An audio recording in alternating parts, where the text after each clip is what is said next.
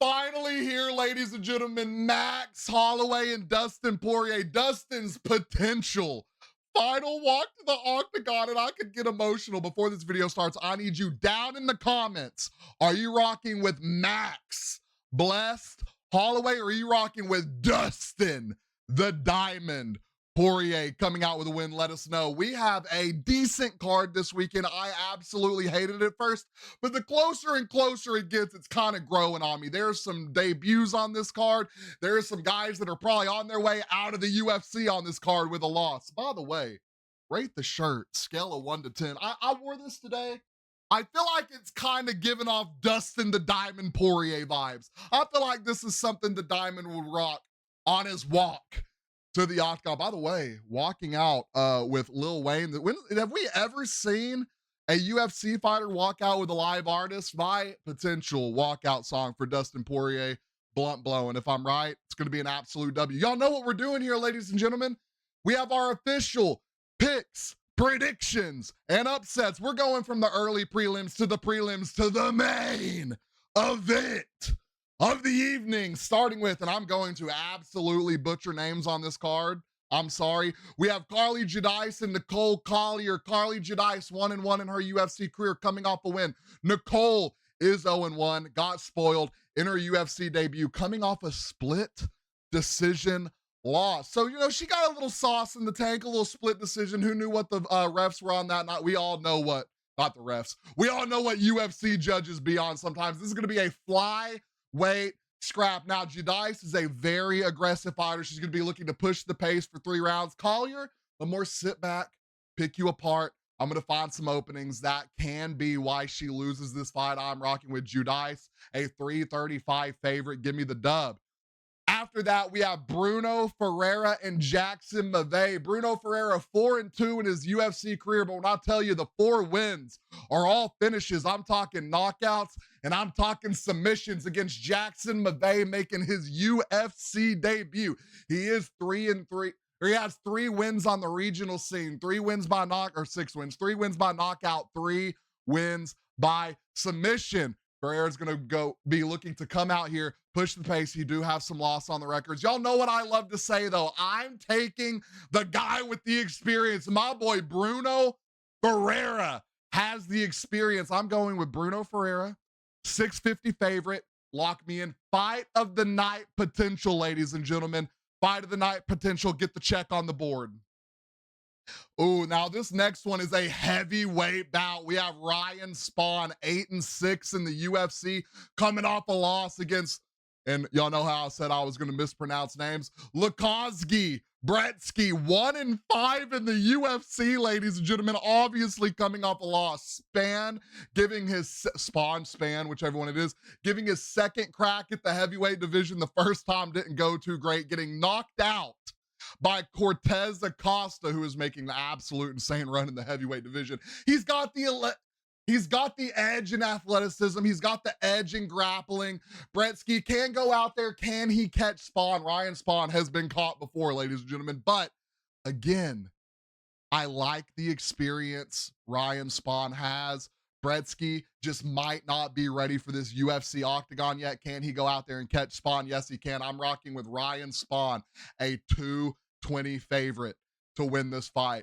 Next, we have Jimmy Crute, who is one of the most interesting looking characters in the UFC, against Marcin Prachino. Jimmy Crute, let me slide up on my notes right here. Jimmy Crute is 3-2 in his UFC career. Marcin Prachino is 4-6. Crute hasn't sniffed a win, ladies and gentlemen, since COVID, since 2020. That includes 2 draws in his last 3 fights, but he's fought guys like Jamal Hill. He's fought guys. Oh, wait. Taking on. Okay, no, my bad. I got my notes mixed up. Prachino has fought guys like Jamal Hill. Prachino has fought guys like Sam Alvey. He's got some experience in the octagon. But I think something in my soul, something deep in my soul is telling me Jimmy Crute, as a 300 favorite, is going to go out here and win this fight. I know I just contradicted myself. I love to take people that have the experience. I think Jimmy Crute is going to come out here.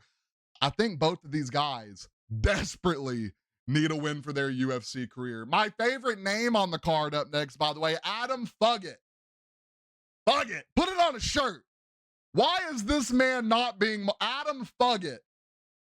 Marketable name, marketable name. Taking on Islam Dulatov. Where is it?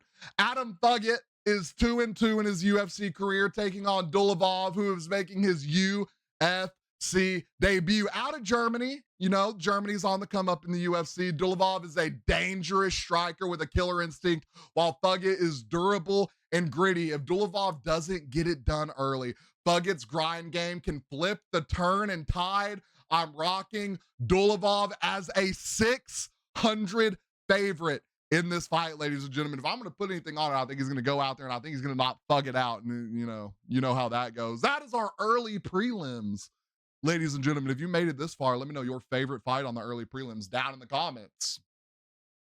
Starting with our prelims, one of my favorite fighters currently in the UFC, one of my favorite up-and-coming fighters. Yes, he's 0-2 in the UFC. He has had absolute terrible matchups for his fight style, and they're finally kind of giving him a matchup that I think is going to turn in his favor. I'm talking about Ataba,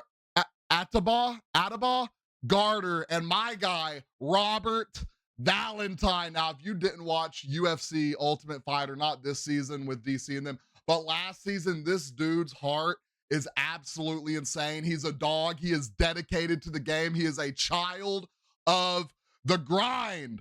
Ladies and gentlemen, I think that my boy Robert Valentin has potential. You know, Gautier is 1-0 in the UFC. Valentin is 0-2. 7-fight win streak for Garter. Obviously, not all of those coming out of the UFC.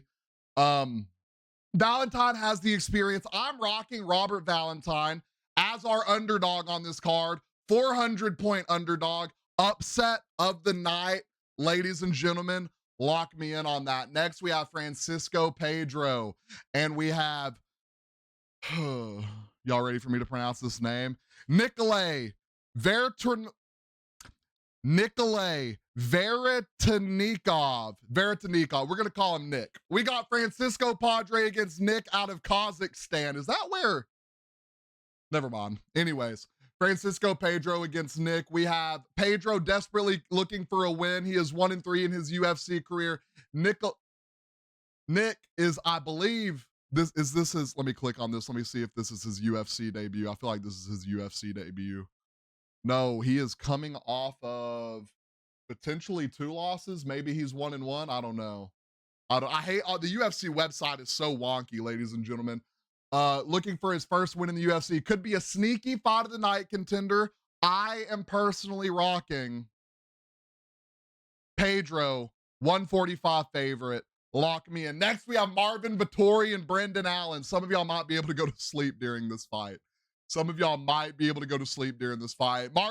7-6, coming off a loss. Brendan Allen, 11-4, coming off a loss. This is one of those matchups, striker, grappler matchups that could be absolutely boring. If you like grappling, it could be amazing to watch. We are going to see if Marvin Vettori has upped his game, if he has progressed as a fighter, his X amount of years in the UFC. Brendan Allen, always dangerous. He can get it done on the feet, but he is going to be looking to get it done on the ground. I have Brendan Allen winning this fight, 200 favorite. Lock me in. Next, we have Phillips and Vinicius Oliveira. We talked about earlier how Robert Valentin was one of my favorite fighters on this card.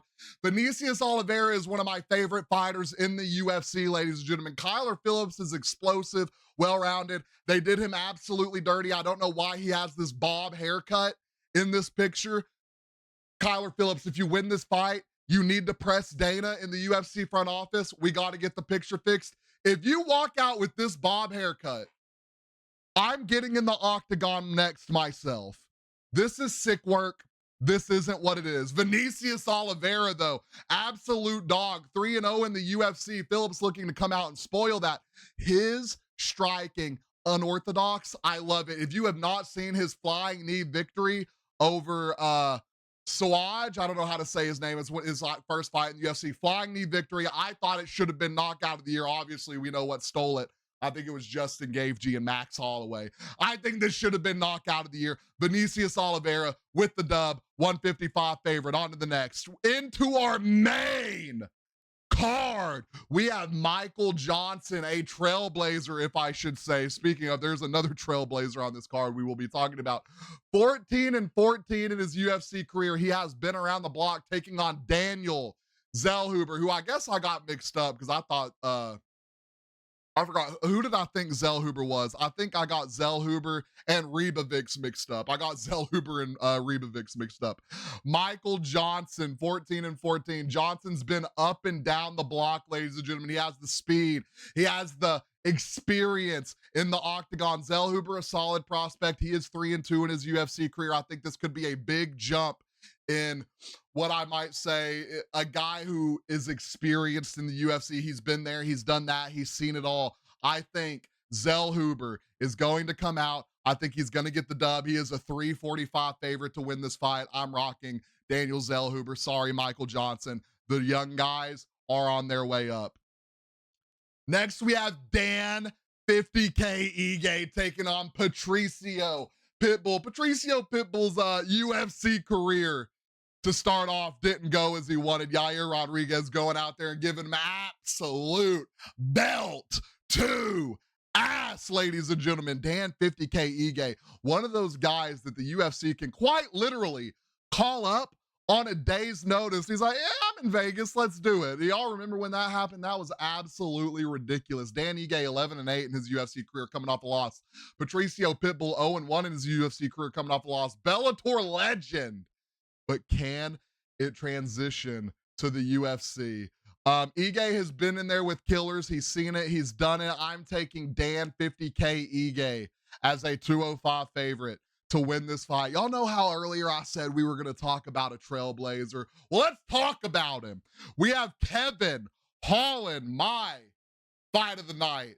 My favorite fighter on this card. I think Kevin Holland doesn't get enough talk. I think he is one of the GOATs in the game. And what's crazy is he's getting better and better, and he has just entered his prime. He just got, he figured out his flow in the UFC. He got his character going. He knows how he likes to go out there and fight his fight. He's only 32 years old, and he will have that gold wrapped around his waist one day. Shout out Kevin Holland, one of the best fighters in the UFC, taking on Daniel Rodriguez, who is 8-5 in the UFC. This one is unpredictable. And when I say unpredictable, because Kevin Holland can go out there, he can knock him out, he can outstrike him, he can submit him. I think Daniel Rodriguez has no chance at winning this fight. I'm rocking with Kevin, the GOAT, Holland, a 480 favorite on this card to continue his run in the welterweight division. We love to see it. I love how he is willing to fight anyone and everyone. Dana, give him a call. He is ready. He's going to get another title shot. Kevin, have you had a title shot? You've been close. I can't remember if you've had one, though. Our co-main event of the evening. If y'all want to go get snacks and if you want to get everything aligned, you can go during the Paulo Costa and Roman Kopylov fight. I'm lying. This could be an absolute banger. This could be an absolute snooze fest. Costa is 3 losses out of his last 4 fights, but Paulo Costa does nothing but fight absolute dogs. He struggled with durability. He has struggled with his cardio. Kopylov, a young guy up and coming in this game, coming off a massive knockout win. Before that, he had his losses. He's been there, done that. I like when guys experience losses early in the UFC, and I hate the term fraud check, even though I'm going to keep throwing it around when I want to. Have y'all ever thought, like, think of the people that were saying Islam Makhachev got fraud checked when he got knocked out. Just think about that. Losses build demons, ladies and gentlemen. You don't know how good of a fighter you are until you take that loss and you build on it. I think this fight has a lot of potential. I do think Kopylov is going to come out with a win. 230 favorite. Lock me in. Ladies and gentlemen, our main event of the evening, we have Dustin, the Diamond Poirier, making his last walk potentially to the UFC octagon in his home state of Louisiana. But can he capture greatness? Can he capture this BMF belt from Max Blessed Holloway, coming off a scary, devastating knockout from Ilia Topuria? But to be fair, I think Max Holloway really didn't want to go back down to 145 anymore. I think he feels home at 155. I feel like he knows it's that time in his career. Let's go up a weight class. Let's cut a lot of the weight cut out of it, and let's just focus on what we're here to do. These gentlemen have a combined record of 41 wins and 18 losses. Round of applause. Both guys, fan favorites. That's why it makes me absolute sick to my stomach to pick a winner of this fight, but we got to do it. We got to do it. This fight will be a pick'em by fight night. Right now, it's actually trending more towards the pick'em. When I made my notes for this, it was I think let me see. Max was a 112 underdog. He is a 102 underdog now, trending towards a pick'em. I really don't know who to go, ladies and gentlemen. I hope y'all put y'all's predictions down in the comments. I personally am rocking, and I love them both. I love them both. I'm gonna be happy and sad no matter how this fight ends. I'm rocking with Dustin the Diamond Poirier. I don't think it's his last fight in the octagon. A lot of people do. I think he does come back for that USA event if they actually do it, but I'm rocking number 6. Because what's crazy about this is Dustin wins this fight. He's still a top 5 ranked fighter. And I get it, 36, only wants to fight for championships. This could, I'm telling y'all right now, Ilia Topuria and Dustin Poirier boxing in that pocket. Now, I mean, I can't imagine Ilia not knocking him out, but Dustin, he always surprises everyone. I would love to see Dustin and Ilia. I feel like we're going to get robbed of that matchup because I think this is his last walk, and I think he's content with that. There's going to be tears. It's going to be sad. And not just tears from him. There's going to be tears from me. Give me Dustin the Diamond Poirier coming out and getting one last win on his way out of the octagon. Ladies and gentlemen, that is our picks, predictions, and upsets for UFC 318. Let me know your fight of the night. Let me know your lock, your upset, and let me know, are you sad Dustin Poirier is on his way out? Down in the comments. Don't forget, like and follow.